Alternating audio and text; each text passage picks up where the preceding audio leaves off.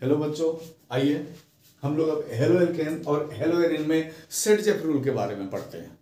सेटजेफ rule तक आने के पहले हम लोग थोड़ा सा डिस्कशन करते हैं।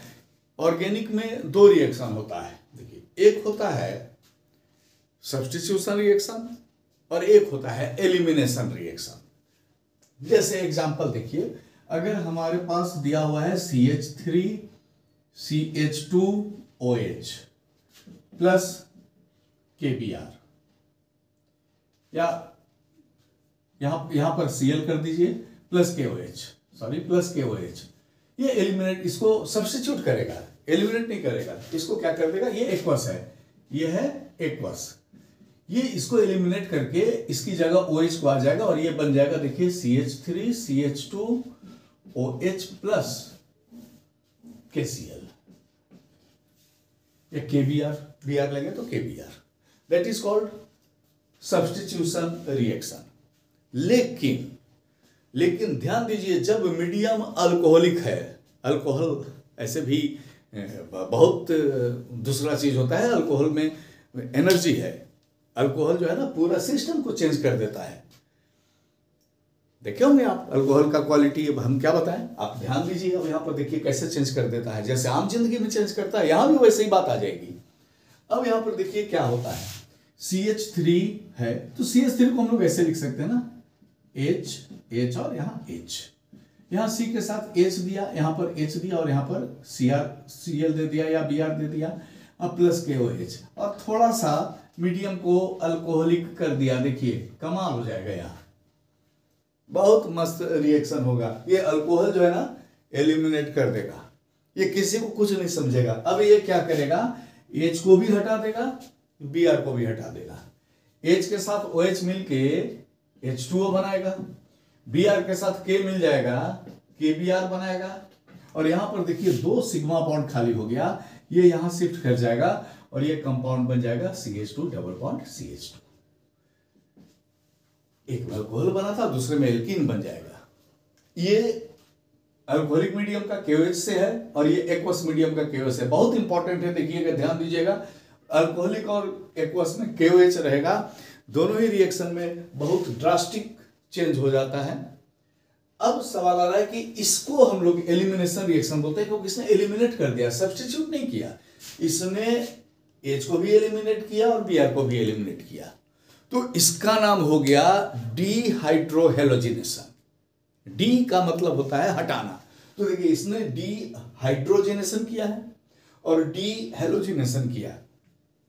तो डीहाइड्रोजिनेशन और डीहेलोजिनेशन, ये दोनों को एक साथ नहीं लिख के क्या नाम दे दिया गया, डीहाइड्रोहेलोजिनेशन रिएक्शन। ये तो हो गया। अब एक नाम और दिया गया इसका, देखिए, जिस कार्बन से फंक्शनल ग्रुप जुड़ता है ना, उसको बोलते हैं हम लोग अल्फा कार्बन, उसके बाद वाले कार्बन को बोलते हैं हम लोग बीटा कार्बन। तो यहां जो एलिमिनेशन हो रहा है, ये एलिमिनेशन हो रहा है अल्फा और बीटा से, और जब अल्फा बीटा से एलिमिनेशन होगा तब उसका नाम हो जाएगा बीटा एलिमिनेशन रिएक्शन। तो इस रिएक्शन का नाम बीटा एलिमिनेशन रिएक्शन भी होता है, क्योंकि इसके अंदर में एलिमिनेशन जो होता है ना, ये होता है अल्फा और बीटा पोजीशन से। अब यहां तक कोई प्रॉब्लम नहीं था। प्रॉब्लम हमारे पास तब आता है जब हम अनसिमेट्रिकल कंपाउंड को लेते हैं। एक जैसे इस तरह का एक कंपाउंड ले लें, CH3 CH2, यहां CH, यहां पर Br, यहां पर CH3। अब देखिए, इसका रिएक्शन जब हम KOH के साथ कराते हैं और इसके साथ क्या दे देंगे, अल्कोहल।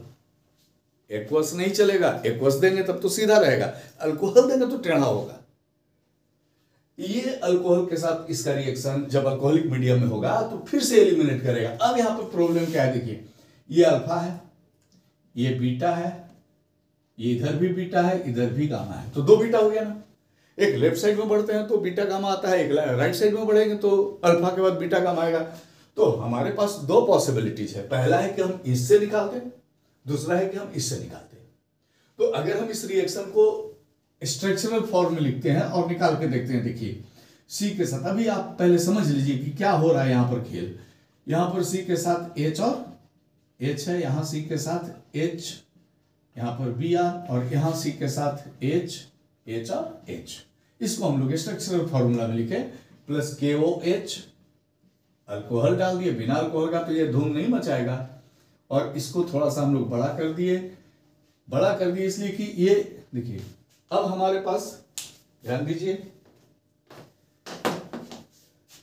यहां से अगर हम निकालते हैं, ये अल्फा है और ये बीटा है, यहां क्लियर है ऊपर में, यहां से निकालते हैं तो डबल बॉन्ड यहां शिफ्ट होगा, और जब यहां शिफ्ट होगा तो माइनस KBr माइनस H2O निकल जाएगा और एक कंपाउंड बन जाएगा। और कंपाउंड क्या हो जाएगा, देखिए इधर CH3 हो जाएगा, ये CH3, ये CH2,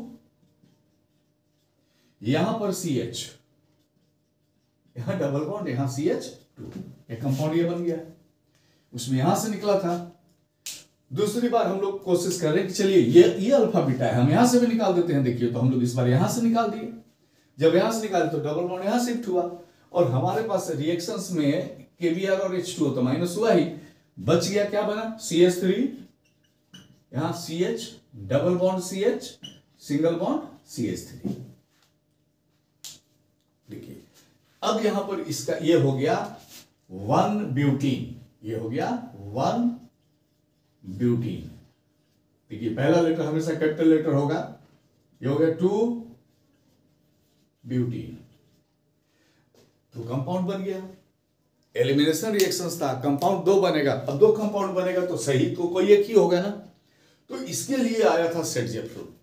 सेटजेफ रूल बताता है कि if beta elimination reaction can takes place in 2 different ways, that means from here alpha beta or from here, that means this elimination reaction takes place in 2 different ways, then that alkene should be preferred in which C double bond C is maximum alkylated, that is the Setzsche rule। अब देखिए क्या maximum alkylated, यानी कि ये अगर हम लोग C double bond C की बात करें तो H2 है, यहां पर एक H और यहां पर एक H, और इसके बगल में देखिए एक H, और इधर बच गया CH3 CH2। देख लीजिए compound CH3 CH2 CH double bond CH2, कितने अल्काइल हैं, एक अल्काइल है इसमें, और अल्काइल क्या है, इथाइल ग्रुप है। इसको तोड़ के देखते हैं हम लोग, C डबल बॉन्ड C, देखिए इधर को H, इधर को CH3, इधर को H, इधर को CH3, देखिए CH3 CH double bond CH CH3, ये 2 अल्काइल है। तो सेटजेफ रूल यहां बताता है ना कि ये बनेगा, दैट इज द मेजर। और हम लोग नाराज नहीं करते हैं केमिस्ट्री में किसी को, तो इसको लिखते हैं माइनर। ये भी पॉसिबिलिटीज है, चमत्कार कुछ ये भी बन जाएगा, लेकिन मेन प्रोडक्ट हमारा होगा 2 butene, because in this case C double bond C is maximum alkylated. अब सेटजेफ रूल समझ में आ गया होगा। Thank you.